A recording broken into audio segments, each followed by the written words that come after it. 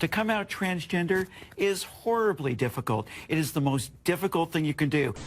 I just think how special that the universe waited to introduce me to the world until I was a woman. Are we mainstreaming delusion? It's not delusion. Why would you call it delusion? Because Bruce Caitlyn Jenner, I'll call him Caitlyn Jenner. No, because it's that's her. You're not being polite to the pronouns. Because disrespectful. Okay, forget about the disrespect. Facts don't care about your feelings. I will say this, and everybody's going to hate me, but as a woman, just because you go change your parts doesn't make you a woman. Right. Sorry. You feel that? I know that for a fact. Like, if you want me to call you a her, I will, because that's what you want. Language has been around for thousands of years. It is the necessary avenue by which humans communicate accurately. And at its core, language is simply, well, a bunch of sounds. Sounds that are created through the manipulation of airwaves by certain amazing structures of the human body. The lungs, vocal cords, tongue, and mouth all work together to create articulated sounds we call words. But these words wouldn't be useful unless they had meaning or definitions behind them. Today, modern Western society is in somewhat of a civil discourse, actually maybe a slight war, not over land, but over words and their meanings. What does bodily autonomy mean? What is a man? What is a woman? What is gender? Do the answers to these questions even matter? To say that we've seen a rise in the promotion for the acceptance of transgenderism would be an understatement. I personally don't remember the term trans being so popular just back when I was 13 in 2010, but now you have famous trans influencers such as Dylan Mulvaney and Mr. Beast's friend Chris Tyson, who are very open about their transition. And not only do we see a rise for trans acceptance in America, but also a rise in the number of people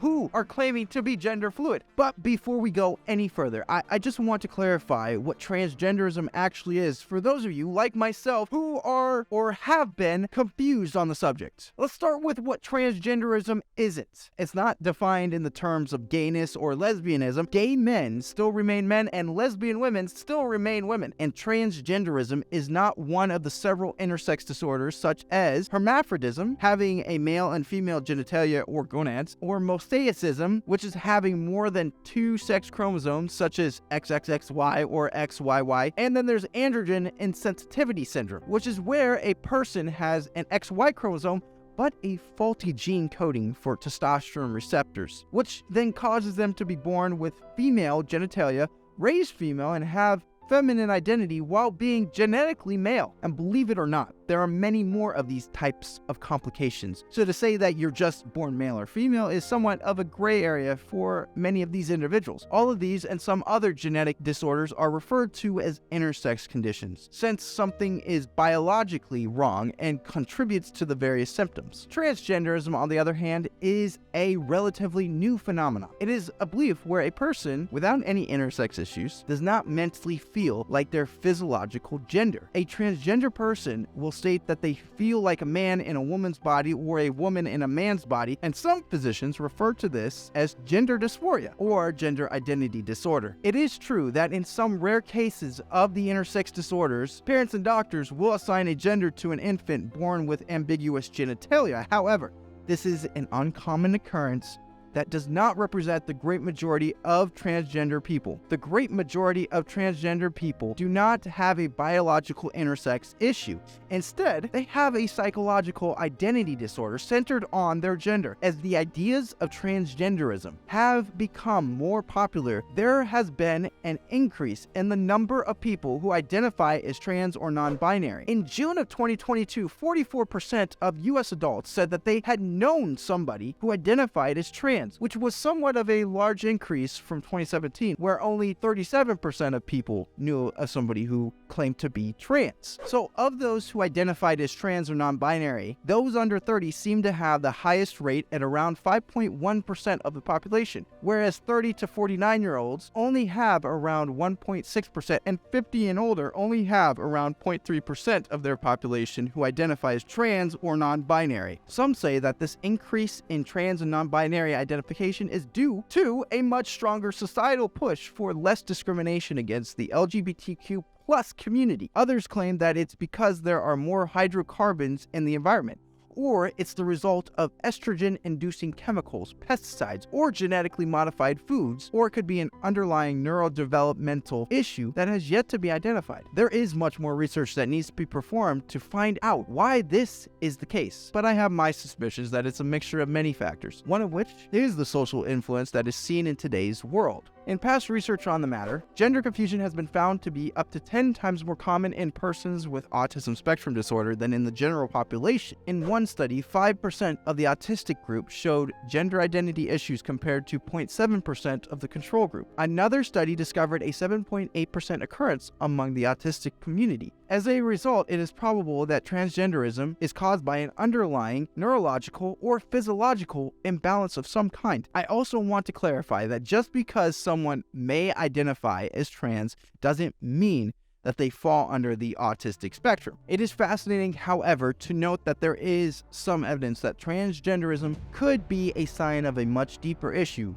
plaguing the mind of the individual. And to say that some people in society have kind of made things worse for these individuals at times would definitely be an understatement, because the truth is that the mistreatment of transgender individuals has been and is a very real thing. Transgender people aged 16 and older are reported to face 4 times more victimization than cisgender individuals. In comparison to cisgender people, transgender people suffered 86.2 victimizations per 1,000 people in 2017 to 2018, as opposed to 21.7 victimizations per 1,000 people. And quite honestly, there is no excuse for mistreating human life of any kind, no matter how much you disagree with their life choices. However, that being said, we must not let our sympathy lead us to necessarily accept transgenderism as a healthy way of life for every individual who claims to be gender fluid. Something could be seriously wrong with a person who experiences gender confusion. Suicidal behavior is 8 to 10 times greater in transgender people,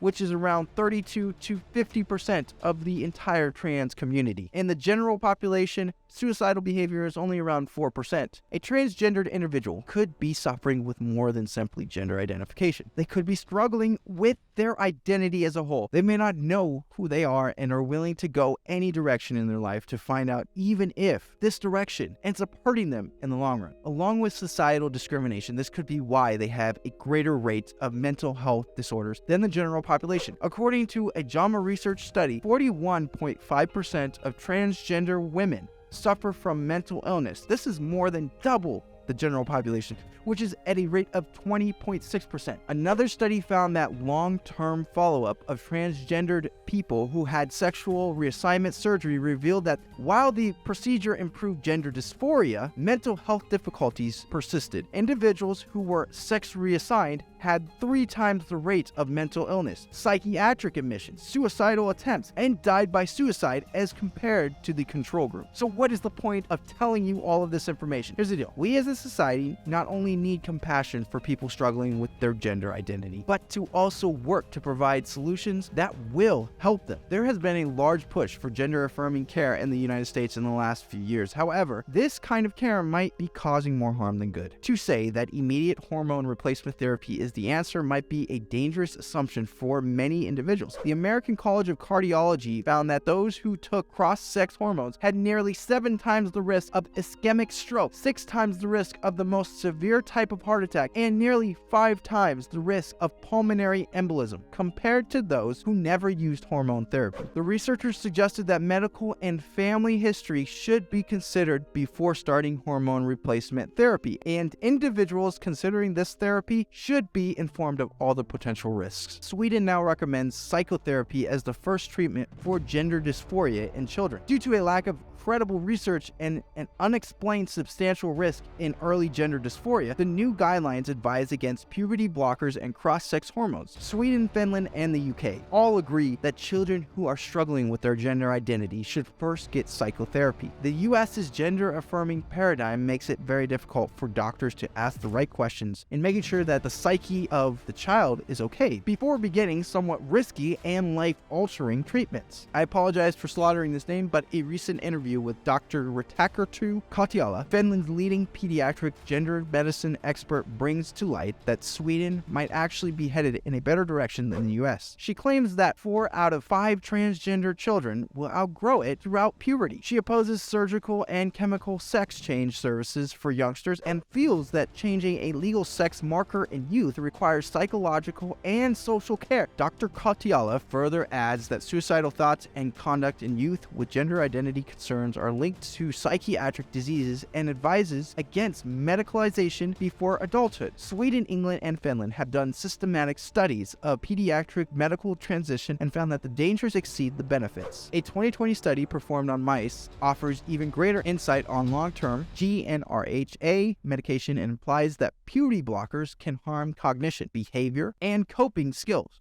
And this study is another reason to be concerned about the use of puberty blockers in children. So again, how should this issue be handled? Well, based on the information we just looked at, I think that Sweden, Finland, UK might be headed in a better direction than the US is right now. For many people struggling with their gender identity, there is definitely a high chance there is something psychologically deeper within them that they're struggling with. I do think psychotherapy should be the first line of treatment for any gender identity issue. So, if you are struggling with your gender, please go get psychotherapy first. I just want you to know that your identity is not found in your gender alone. It's something much greater, something much better. For those of you who come to the conclusion that transitioning is the only way by which you will feel satisfied and happy, then do it. But I'm saying take the necessary precautions because the risks could outweigh the benefit.